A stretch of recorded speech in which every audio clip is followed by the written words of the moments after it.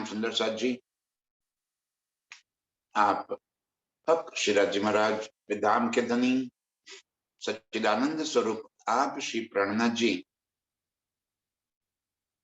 इस खिलवत ग्रंथ में मैं मारे की लहर, मैं कैसे मरे। जब तक मैं नहीं मरेगी, प्रियतम का दीदार, प्रियतम के संग लीला का आनंद कभी भी हमारे दिल में नहीं आ सकता। धनी जी हमें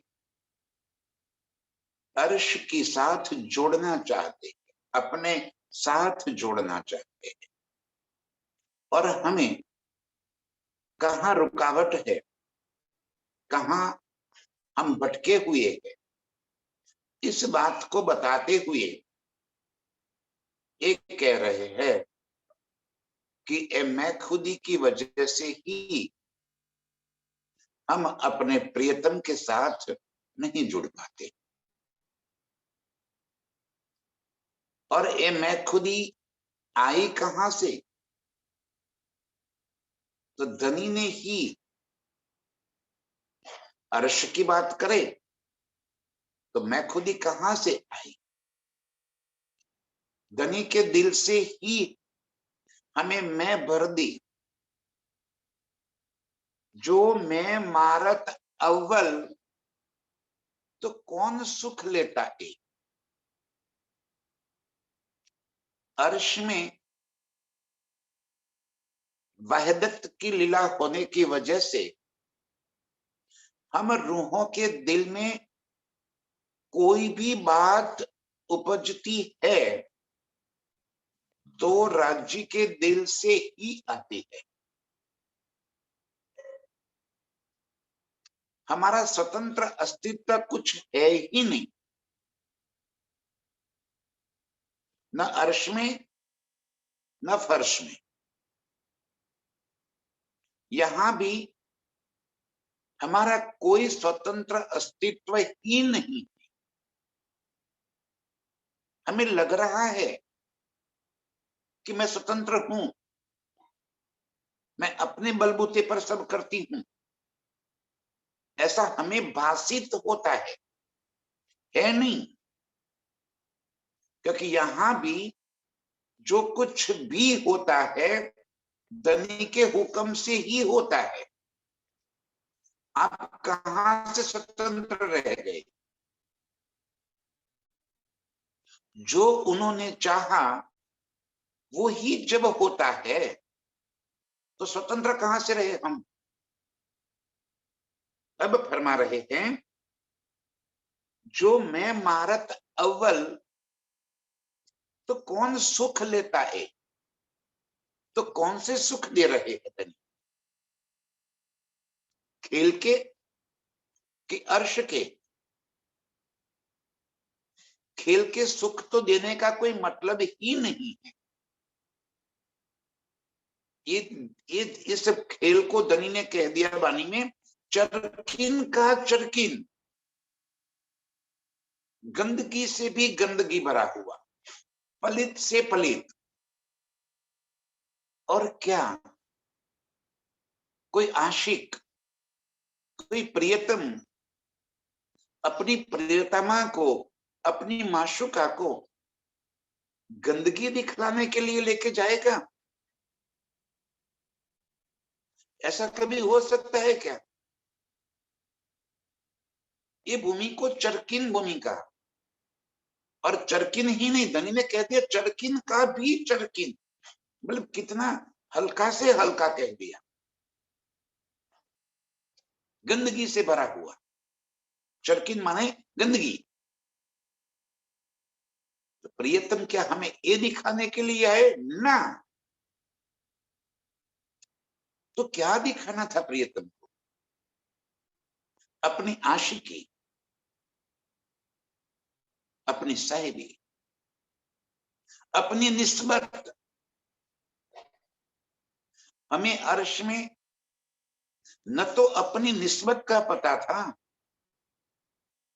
न प्रियतम के इश्क का पता था, न उनकी साहिबी का पता था। इश्क में ही होते हुए भी हमें उनके इश्क का पता नहीं था। अपनी निस्बत हम नहीं जानते थे अर्श में, हमारी निस्बत का हमें पता ही नहीं था। हम तो ये मानते थे कि हम तो है, प्रियतम की अंग रूप अंगना है, इस स्वलीला अद्वैत अर्श है। ये अर्श में कैसे समझ में आवे? जरा और गहराई से सोचिए। अर्श में बैठे बैठे हमें स्वलीला अद्वैत की बात कैसे पता चले? क्योंकि वहां हमें अपने स्वतंत्र अस्तित्व का एहसास होता है, जैसे आज अभी यहाँ पे हो रहा है। यहां भी तो हम भ्रमणा में पड़ गए ना कि मैं हूं। अर्श में भी यही बात हो गई, और इस वास्ते तो कह दिया कि हमारा इश्क ज्यादा है, हम आशिक है आपके। अर्श की सारी प्रकृति, सारी लीलाएं रूहें जैसे चाहती है वैसे हो जाता है।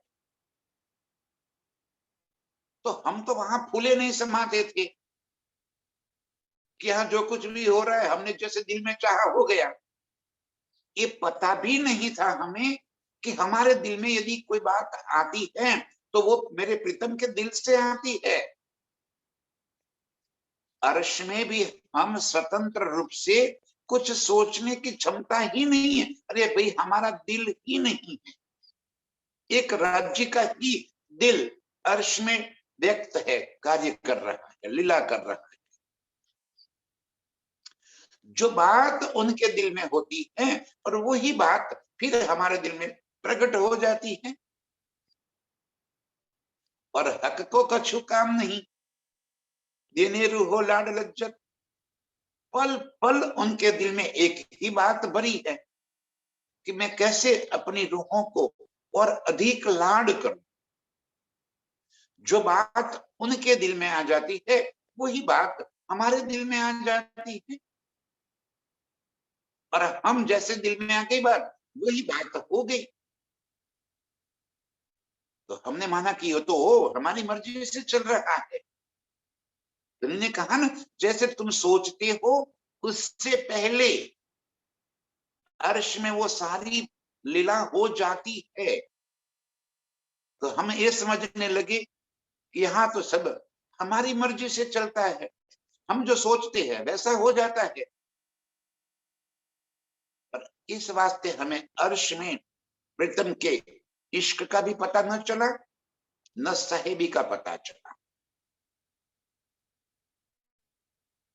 अर्श की अनंत न्यामतें मेरे प्रीतम के ही अंग का प्रकट स्वरूप, उनके ही नूर का जहूर है। जहूर माने प्रकट, नूर जमाल, जो गंजान गंज नूर है। और कैसे है? पूर्ण ब्रह्म, उसमें से कितना भी कम किया जाए तो पूर्ण ही रहता है।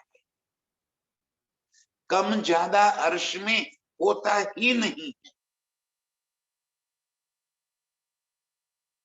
ऐसी अद्वैत भूमि में ध्यान से सुंदर, ये चौपाई मैंने इसलिए दूसरी बार ले ली कि अर्श की सारी बारीकियां प्रीतम हमें यहां बैठकर लज्जत देना चाहते हैं। अर्श की हमें यहाँ पे एक खेल दिखाने लिए थोड़े लेकर आए। क्या है इस खेल में जो अपना प्रियतम ये दिखाने के लिए आवे? वो ऐसा नहीं है कि ऐसी दुख भरी स्थिति को दिखावे, ऐसे चरकीन भूमि दिखावे। क्या कोई प्रियतम, हम यदि यहाँ पे हमें अपने प्रियतमा को कहीं घुमाने लेके जाना है तो हम कहाँ लेके जाएंगे? कोई अच्छे स्थानों पे, महलों में, बंगलोज में, कहीं रिवर फ्रंट में, कहीं तालाब पे, कहीं लेके जाएंगे? कहीं गंदगी में थोड़ी कोई लेके जाएगा। तो हमारे प्रियतम हमें इस खेल को दिखाने लेके नहीं आए, लेकिन हमें इस खेल में लाकर अर्श के सुख दिखाना चाहते हैं, ताकि जुदागी के बिना हमें वास्तविक स्थिति का कभी पता नहीं चलेगा। अर्श में प्रीतम ये बात समझाना चाहते हैं, लेकिन कैसे समझावे? वहां तो हम बेसुध, बेनियाज है, अपने इश्क के बल पर ऐसे कूदते हैं, हमें पता ही नहीं है ये सारा तो मेरे प्रीतम के दिल से प्रकट हुआ है। ये पता तो तब चले जब इल्म की लीला हो, और अर्श में कभी इल्म की लीला हो नहीं सकती। समझाने की कोशिश की और अंत में कह दिया समझ आई या समझे नहीं, माने नहीं कछु बात। बहुत समझाया, समझे नहीं, ये बात मानने को तैयार नहीं है। अब यहां आके ये इल्म से हमें एक पता चला कि मेरे प्रियतम का इश्क क्या है, उनकी आशिकी क्या है, और अर्श की साहिबी क्या है, मेरे प्रीतम का सत्ता क्या है। ये यहां आकर हमें पता चला, इस इल्म से समझ में आया। ये ज्ञान ना आता तो हमें पता ना चलता। अर्श में कैसे समझावे प्रीतम? समझाना चाहे तो भी कैसे समझावे? पॉसिबल ही नहीं है। और इस वास्ते यहां पर लेकर अब पता चल गया कि अर्श में जो कुछ भी है मेरे प्रीतम का ही स्वरूप है। और किस वास्ते है, क्या आवश्यकता है वहां पे इतने बड़े बड़े अनंत मोहलातों की? क्या आवश्यकता है? क्यों मानिक पहाड़ बने हैं? और पहाड़ में भी कई पहाड़ क्यों बने हैं? बड़े बड़े हिंडोले क्यों लगे हैं? क्यों प्रीतम हमें उस हिंडोले पे झुलाते हैं? क्या आवश्यकता है मानिक पहाड़ की अर्श में? क्योंकि वो है आशिक है कि जो हमें अनंत लाड करते।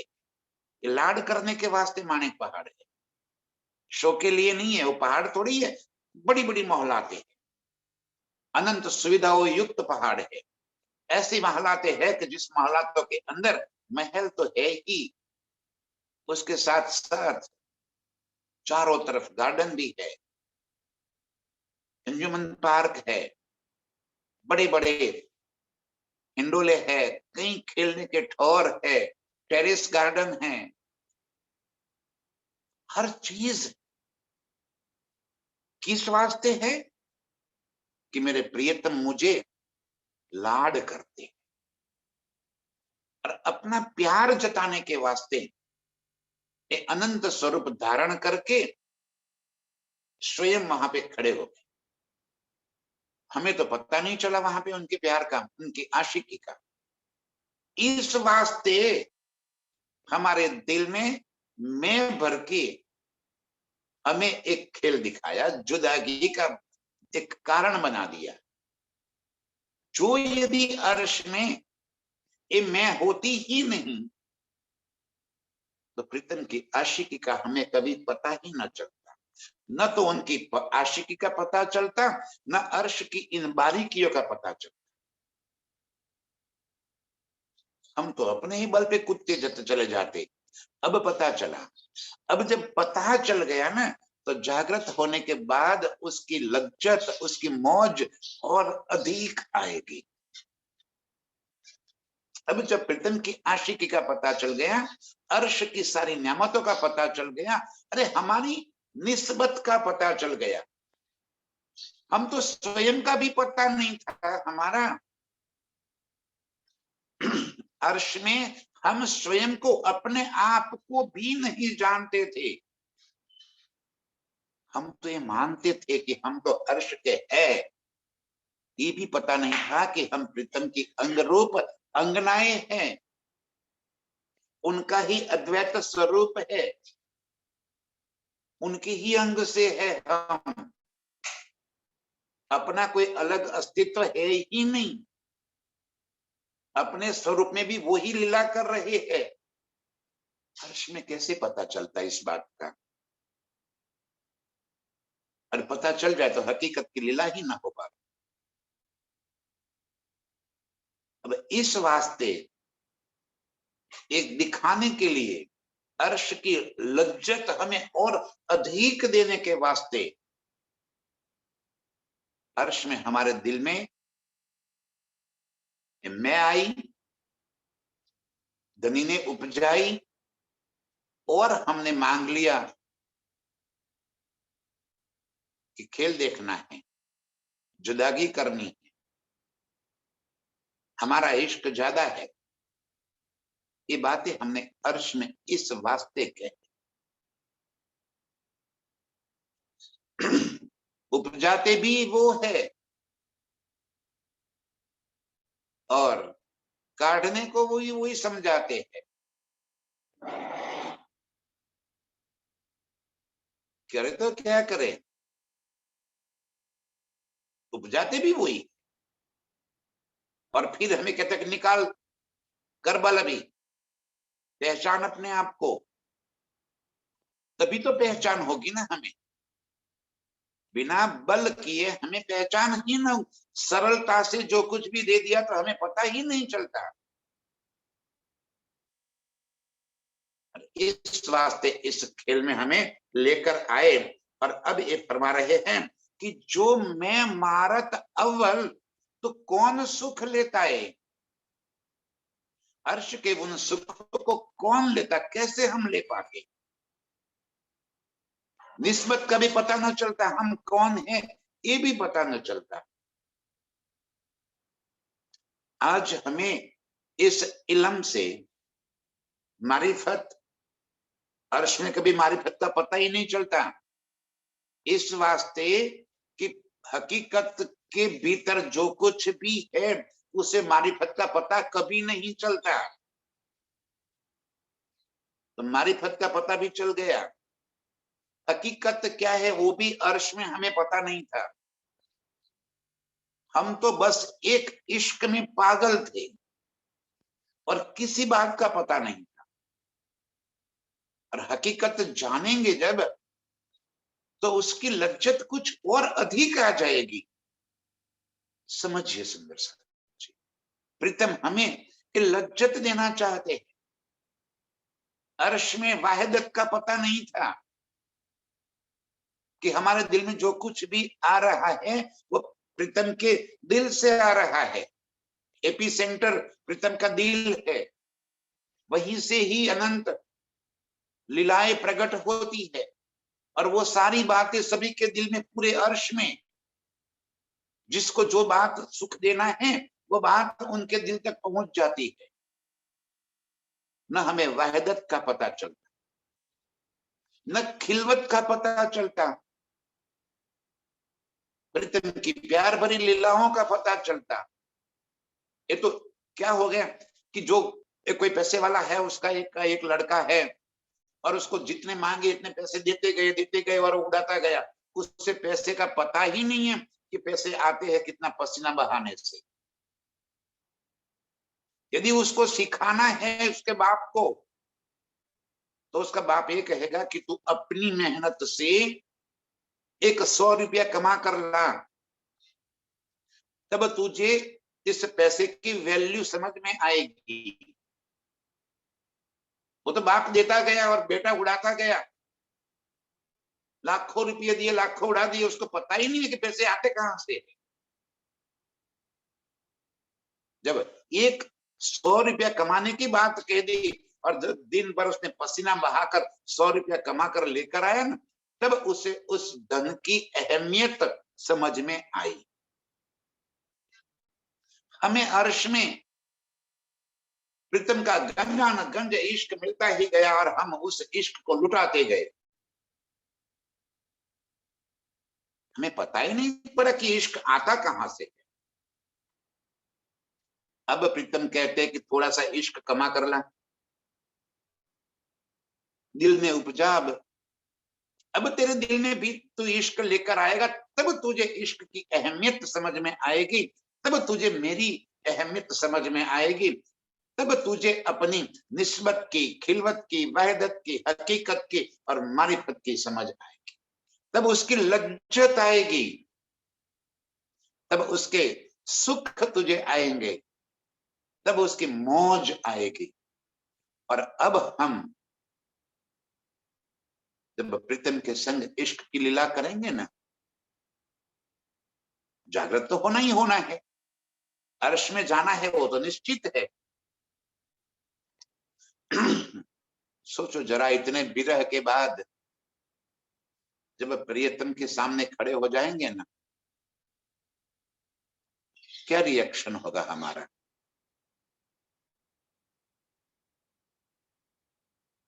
कितनी उन्मत्त होकर हम प्रियतम से लाड करेंगे, जुड़ जाएंगे। ये सुख यदि अर्श में हमने एक खेल मांगा ही ना होता, ये मैं पैदा ही ना होती, तो कहां से सुख मिलते। इस वास्ते धनी जी फरमा रहे हैं कि जो मैं मारत अव्वल तो कौन सुख लेता है। कैसे ये सुख तुम्हें मिलता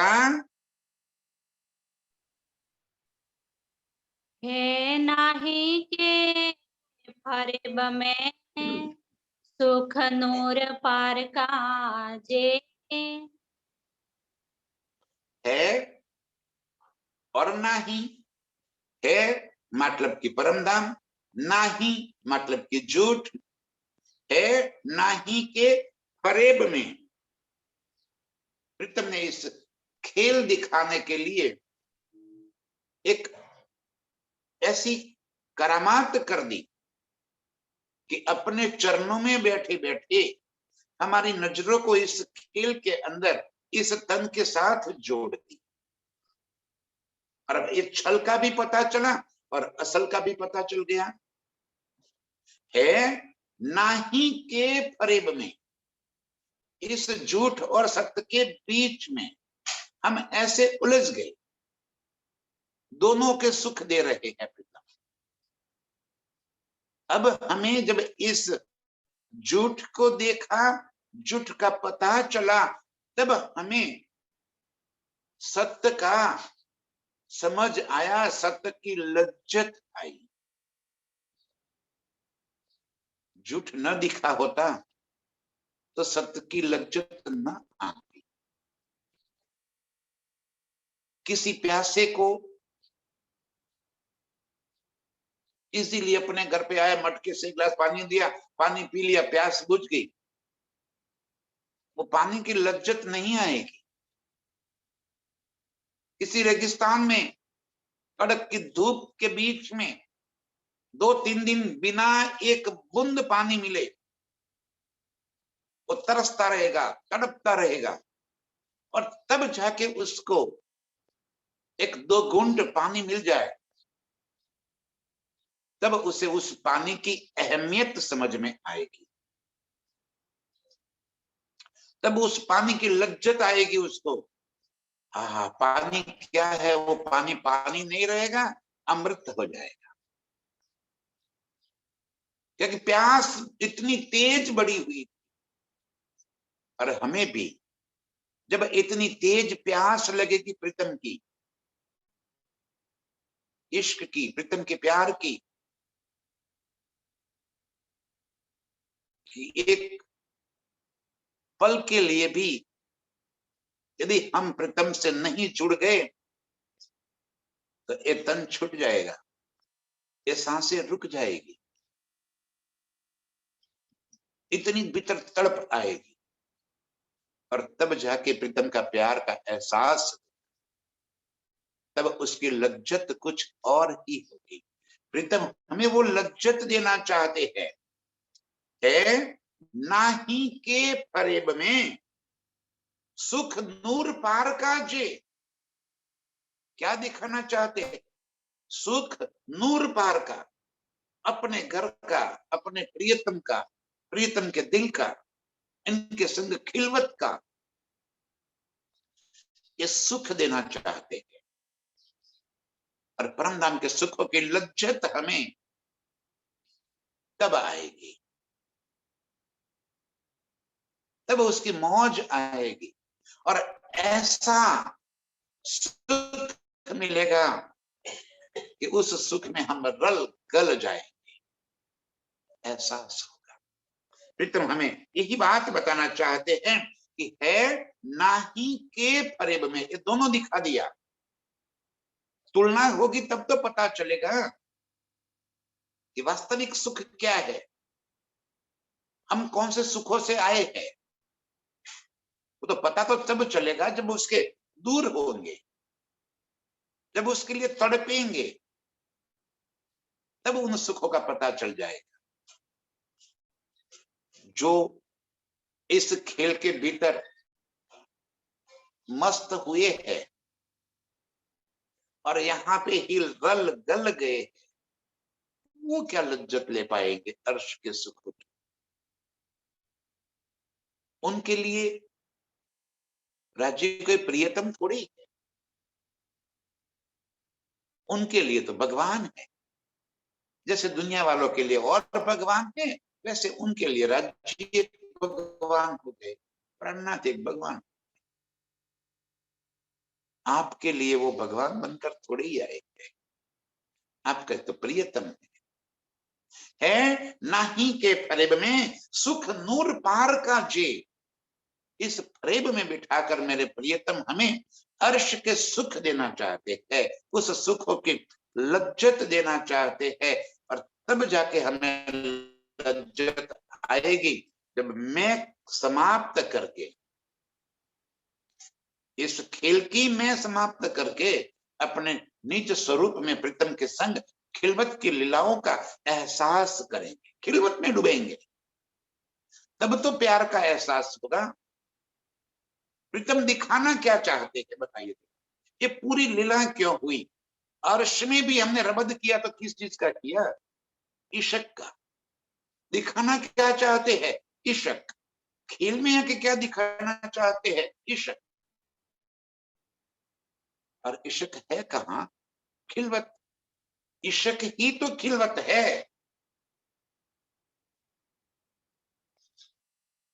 प्रीतम की बाहों में समा जाना, अंग से अंग लिपट कर अनंत सुखों की लज्जत लेना, ये सुख प्रीतम हमें यहां बैठकर देना चाहते हैं। सुख नूर पार का जे, अपने निज वतन का, निज स्वरूप में प्रीतम के संग जो सुख लेते हैं, जो इश्क के आनंद लेते हैं, वो बात प्रीतम हमें यहाँ पे है नहीं के फरेब में वो सुख देना चाहते हैं। और इस वास्ते हमें यहाँ लेकर भी आए। अब मैं खुद ही है तो आएगी ही आएगी संसार की, ये तन मिला है तो तन की मैं खुद ही रहेगी। कब तक? जब तक एक इल्म हम नहीं समझ पाए, प्रीतम की बातों को न समझ पाएंगे, तब तक हमारे भीतर मैं खुद ही रहेगी।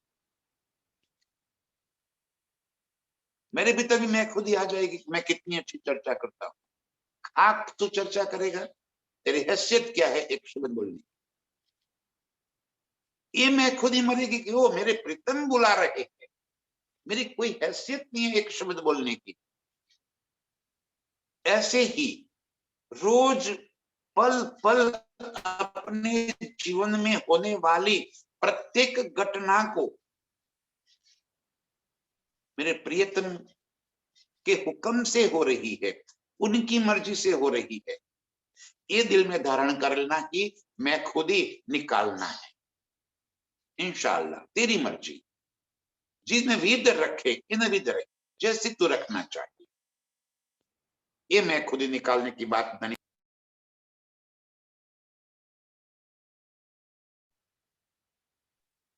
मैं दुनी की थी सो मर गई, इन मैं को मार्या मैं। अब क्या हुआ? मैं दुनी की थी सो मर गई। कैसे मर गई? इन मैं को मारे मैं को मरने के लिए मैं ही चाहिए। इस मैं को मारने के लिए प्रीतम की मैं चाहिए। प्रीतम की मैं आएगी तो ये मैं जाएगी। तब तक प्रीतम कहते ठीक है, लड़ाई लड़ ले अपनी अपने आप, कोई बात नहीं, लड़। कहां तक लड़ेगा तू? लड़ते जा, मैं करता हूं ना, कर ले, तेरी मर्जी। जब प्रीतम की मैं आ गई तब अपनी मैं अपने आप समाप्त हो गई। और क्यों हम बोझ उठाकर फिर रहे? यदि हम एक प्रैक्टिकल लाइफ को सोचिए कि हमारे पास कोई 50 किलो का बक्सा है और किसी ने हमारे सर पे चढ़ा रखा है 50 किलो का बक्सा, चाहे उसमें बहुत कीमती रत्न भरे पड़े हैं, लेकिन वजन तो 50 किलो है जो हमसे उठा नहीं जाता। तब जाके कोई ये कहे कि लाओ मैं हेल्प करूं, मैं उठा लूं। अब बोलो क्या करोगे? क्या करोगे? यदि उसके पे भरोसा है तो भाई चल उठा ले यार, मेरे घर तक पहुंचा दे।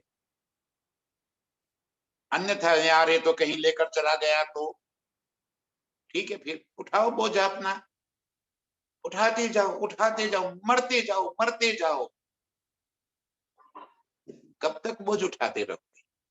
धनी जी कह रहे ला ना भाई, तेरी सारी मैं खुदी का बोझ, तेरे सारे संसार का बोझ मैं उठा लेता हूं। शायद यदि उन्होंने ये काम नहीं किया तो ठीक है, तू कर ले। जीवन में जो कुछ भी हमें करना है, प्रीतम के ऊपर हम क्यों नहीं छोड़ते? क्योंकि हमें उनके ऊपर भरोसा नहीं, विश्वास नहीं है। हाँ, एक कहानी मुझे याद आ गई। एक नट था, बड़ी ऊंची दो इमारतें थी।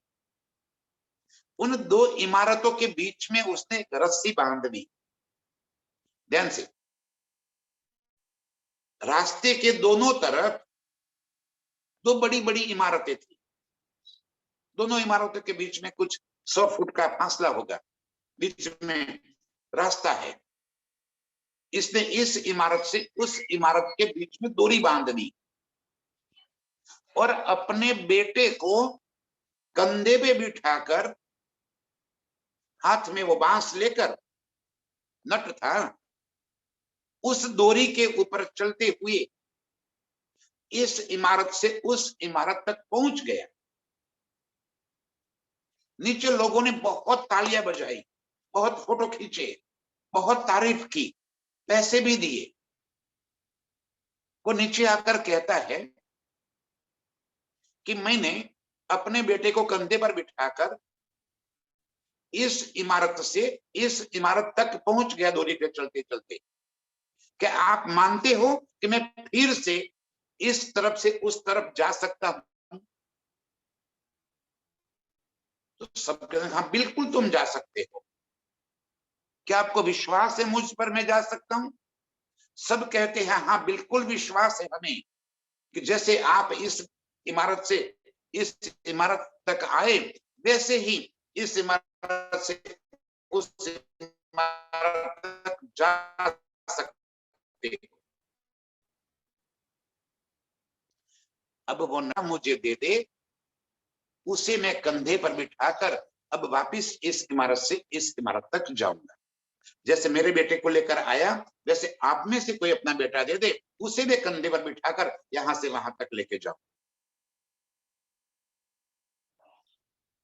किसी ने भी अपने बेटे को देने की तैयारी में। विश्वास था कि हाँ तू फिर से इस इमारत से इस इमारत तक जा सकता है, लेकिन मेरा बेटा तो मैं नहीं दूंगी। शायद तू नीचे गिर गया तो मेरा बेटा मर जाए। हमें राज्य पर इतना भरोसा, वो सब कुछ कर सकते हैं, ये हमें पता है। वो कर तो सकते हैं, लेकिन शायद न कर दिया तो साला मेरा काम तो लटक जाएगा, मैं तो फंस जाऊंगी बीच में। इसीलिए ठीक है, मैं अपने बेटे को तो पहुंचा दूंगी, मैं अपना प्रॉब्लम सॉल्व कर दूंगी, आप कर सकते हो, मुझे विश्वास है आपके ऊपर, लेकिन सॉरी, हाँ मेरा प्रॉब्लम तो मैं ही सॉल्व कर दूंगी, ये मैं खुद ही नहीं मर रही है। हमें इस इल्म से हमें सारी बातें समझ में आ गई, हमें ईमान भी आ गया, विश्वास भी दृढ़ हो गया कि मेरे प्रीतम सब कुछ कर सकते हैं, लेकिन मेरे प्रॉब्लम तो मैं ही सॉल्व करूंगी। शायद वो न कर पाए तो मैं तो फंस जाऊंगी ना। तू कर पाएगी क्या? तेरी हैसियत है क्या? लेकिन हमें ये बात का यकीन नहीं है। यहाँ पे हमारी मैं खुद ही अटक गई।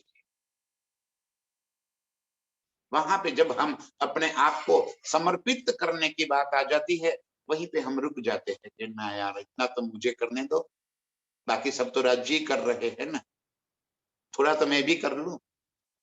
कर ले। मैं दूनी की थी सो मर गई।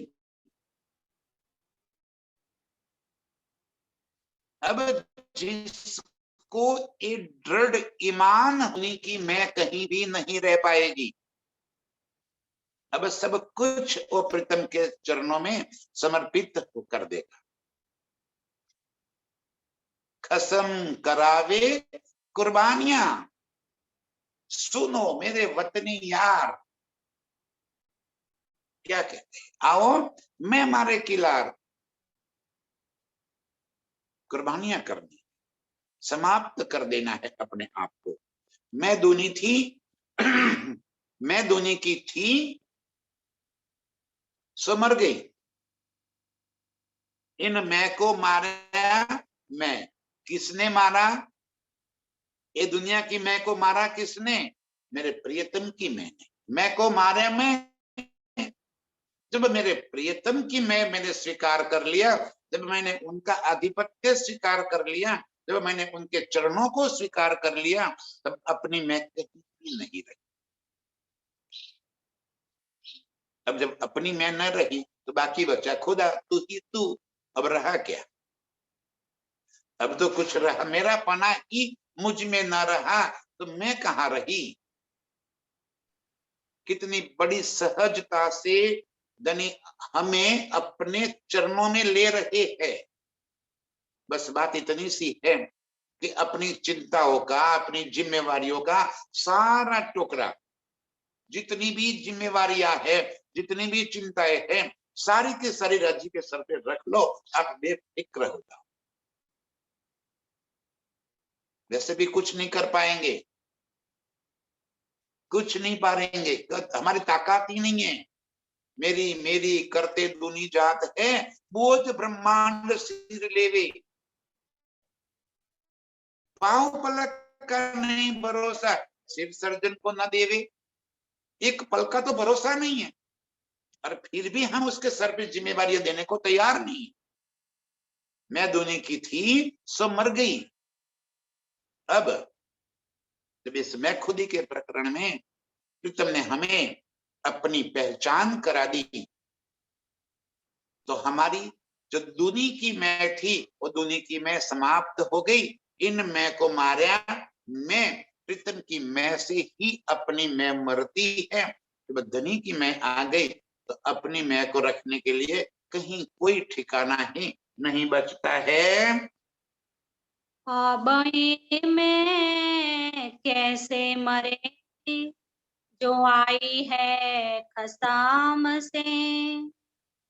अब ये में नहीं मरेगी।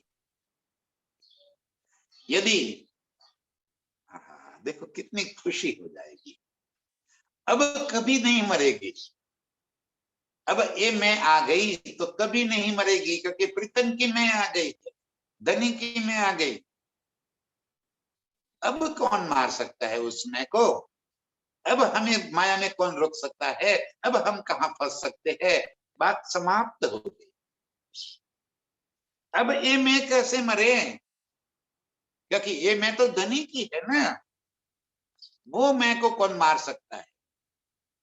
अब जब मैंने मेरा संपूर्ण जीवन प्रीतम के प्रति समर्पित कर दिया, उस मैं को कैसे कौन मार सकता है? कैसे मार सकता है?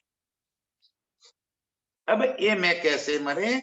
जो आई है कसम से, मेरे प्रियतम की मैं आ गई, मेरे धनी की मैं आ गई। अब वो मैं नहीं मर सकती। अब मुझ में मैं खुद ही नहीं आ सकती मेरी। अब कितना भी कुछ करे माया, मुझे कोई परेशान नहीं कर सकता। माया को जितना बल है इतना आजमा ले, कितनी भी बलवंती क्यों ना हो। क्योंकि अब धनी की मैं मुझ में आ गई, तो धनी की मैं जब मुझ में आ गई, माया क्या करेगी? आपके तलवे चाटेगी। ये माया आपका कुछ भी नहीं बिगाड़ सकती, निश्चित रूप से कुछ नहीं कर सकती। जब धनी की मैं आ गई, इसको अजमा के देखने की बात नहीं है, इसको तो स्वीकार करने की बात है। इसका कोई परीक्षा नहीं होता, परीक्षण नहीं किया जाता कि लाओ हम धनी की मैं का परीक्षण करें, धनी की मैं क्या हमें फायदा कराती है कि नहीं कराती है। शाबाश, क्योंकि हम बड़े होशियार हैं ना। इस खेल में आकर धनी ने हमें इतनी होशियारी दे रखी है ना, कि हम अपने आप को बहुत चालाक समझते हैं, बहुत होशियार। बिना परीक्षण, बिना सोचे कुछ नहीं करेंगे। हाँ, चलो कोशिश करें कि धनी की मैं लेने से क्या फायदा होता है, देख ले, वो भी देख ले वे। अरे क्या देखोगे आप? देखना ही तो मैं खुद ही है।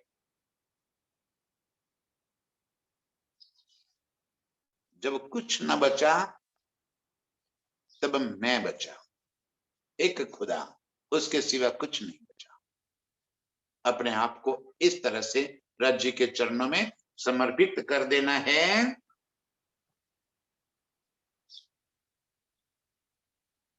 मैं चल आई कदमों, ऐसा दिया बल तुम। अब आपके ही बल से मैं आपके चरणों में चलाई। देखो अब कितनी निर्मलता अब आ गई अंदर। मैं आपके चरणों में आई तो भी आपकी वजह से, आपके बल से। मुझे दो शब्द समझ में आ रहे हैं तो भी आपकी वजह से। मेरे जीवन में घटती एक एक घटनाओं के लिए प्रीतम आप ही तो जिम्मेवार। मुझे इस कीचड़ से, दलदल से उठाकर आप ही करने वाले। मेरी निस्बत की पहचान भी आपने ही करवाई, मुझे हुज्जत भी आपने दिलवाई।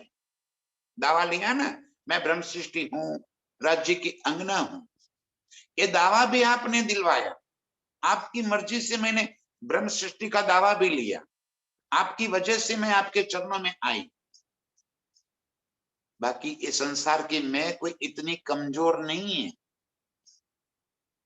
कि निकालने से निकल जाए। ये तो वज्र लेप है।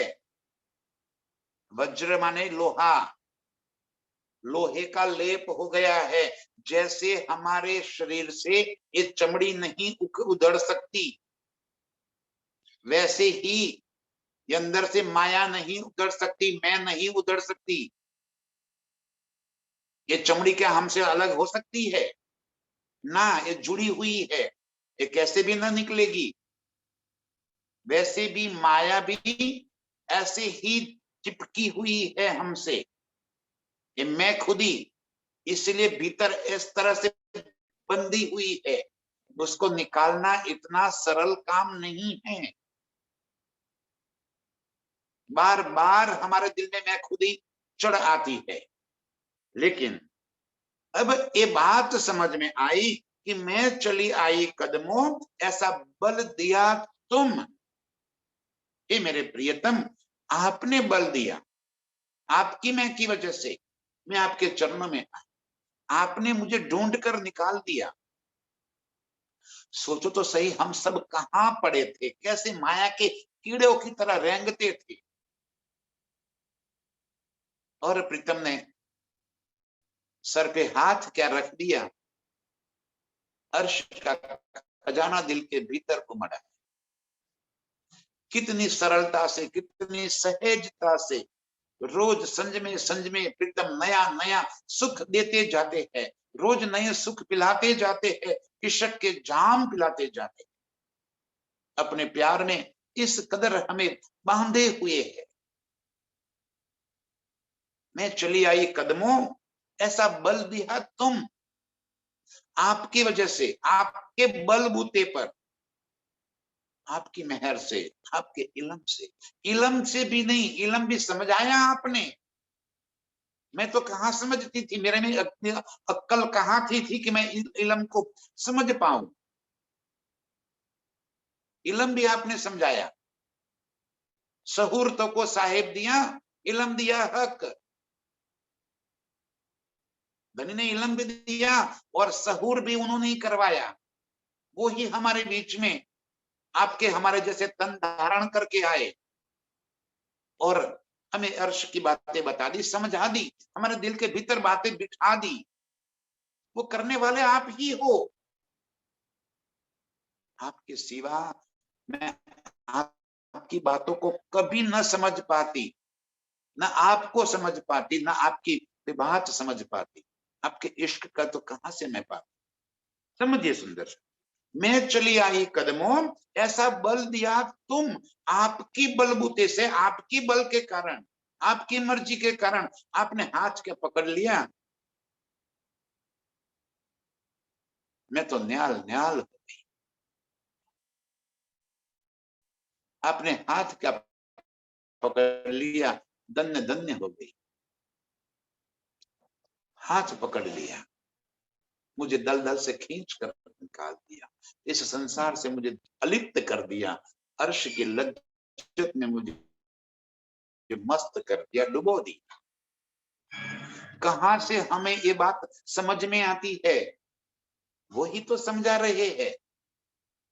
ऐसा दिया बल तुम, आपने ही ये बल दिया कि हम आपको जान पावे, अर्श को जान पाए, आप अर्श का सुख ले पाए।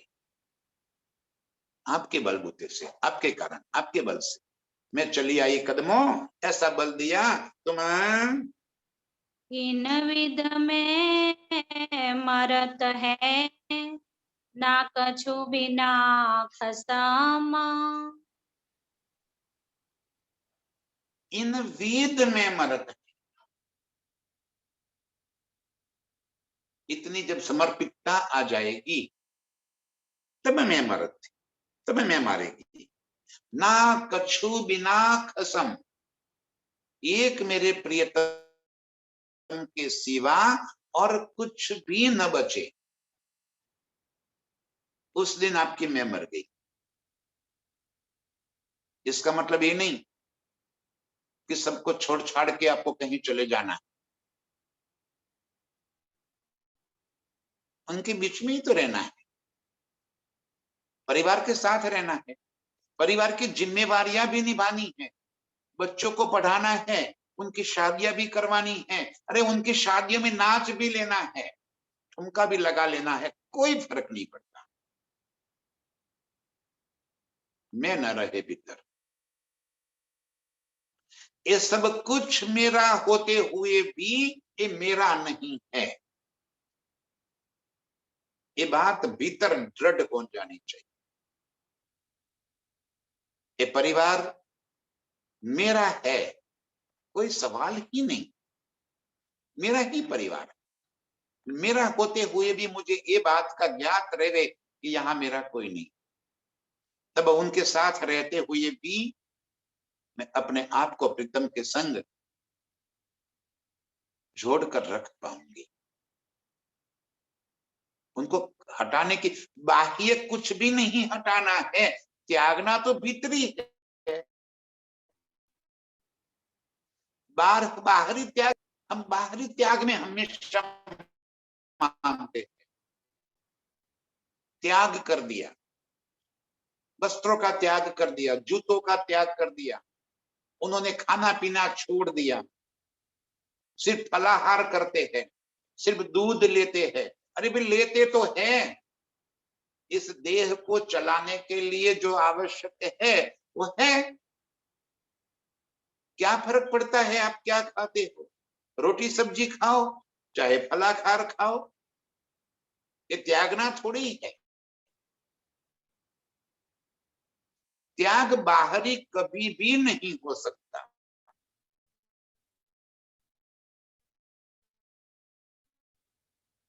बाहरी त्याग से कभी कोई फायदा भी नहीं हो सकता। त्यागना है, होना चाहिए। ये भी देह से दूर, देह के भाव से दूर, आत्म तत्व की पहचान हो गई, जिसे अपने निज स्वरूप की पहचान हो गई, वो देह में होते हुए भी विदेही हो जाए। और ये काम आगो अपने अगुओं ने करके दिखाया है, तो हम भी कर सकते हैं। जब आप श्री जी के साथ रहे हुए उन मोमिनों ने करके दिखाया, महाराज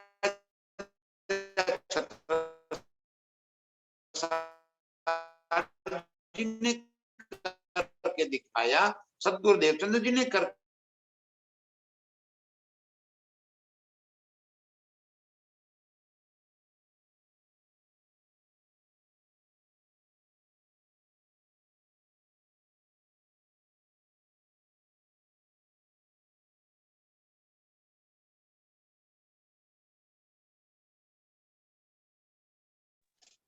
जब आपको अगुओं ने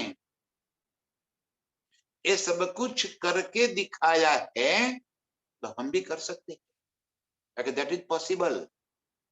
क्या करना है? इन विद में मरत है ना कछु बिना खसम। इस तरह से मैं मरेगी जब दिल के भीतर अपने एक प्रियतम के सिवा और कुछ भी नहीं रहेगा।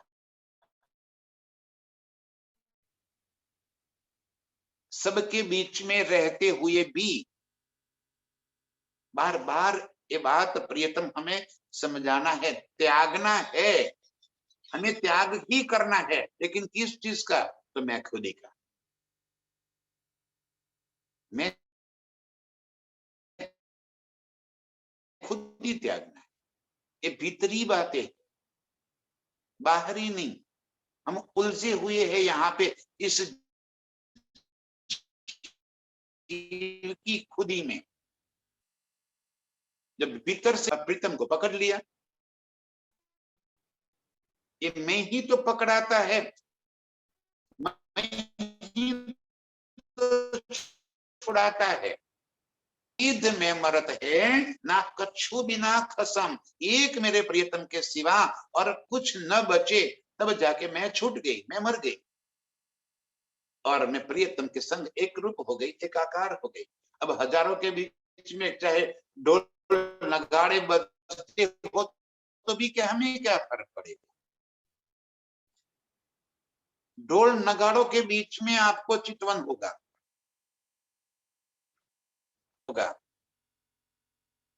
वो कहीं गुफाओं में जाके बैठने की आवश्यकता नहीं रहेगी, कहीं त्याग करने की आवश्यकता नहीं रहेगी। त्यागना है, लेकिन सिर्फ मैं को त्यागना है। इन वीद में मरत है ना कछु बिना खसम। हमने जब एक प्रियतम के सिवा दिल में और कोई बात न रखी तो मैं मर गई, और प्रीतम की मैं दिल में बस गई। हम प्रीतम के संग एक रूप हो गए। ऐसे ही अपनी मैं को मारने वाली, और प्रियतम के संग एक रूप होने वाली अर्श की सभी रूपों के चरणों में कोटि कोटि